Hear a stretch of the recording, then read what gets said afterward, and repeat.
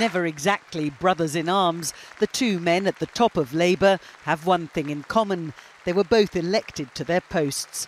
It means Tom Watson can't be sacked and can speak his mind. Today he did just that on the question of whether Jeremy Corbyn could really make it into number 10. Is he fit to be a Prime Minister of this country? Yes. You're completely confident about that? Yes. He has to convince the British public he is.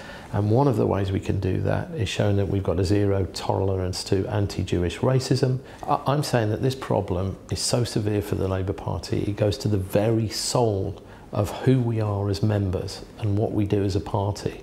And I'm not going to stand by and allow 500,000 members of the Labour Party to be tainted by the brush of racism. Could his intervention have something to do with the departure of these MPs last week? Almost certainly. The husband of one of the defectors, Angela Smith, also quit today as a Labour councillor, saying he'd been forced out. So how can the party reach out to stem the exodus?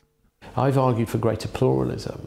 Now, if we can't get those voices heard on the front bench because other people don't want to serve on the front bench, or Jeremy doesn't want to move people on the front bench, all I've suggested is a different policy-making mechanism where MPs in the PLP from a social democratic and democratic socialist tradition can have their voices heard.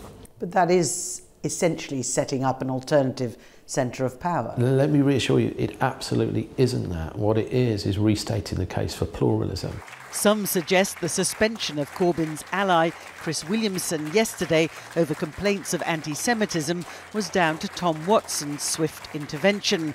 But one of those who left Labour last week questions whether he can achieve real change. I think there are always going to be people who will continue to try and see if they can salvage the Labour Party. We've obviously tried to draw a conclusion and say, sadly, that's not going to be possible.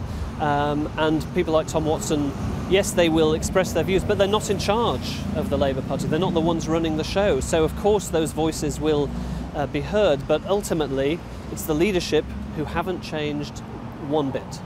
But Tom Watson insists change is possible and it can come from the top. Libby Fina, News at 10, Westminster.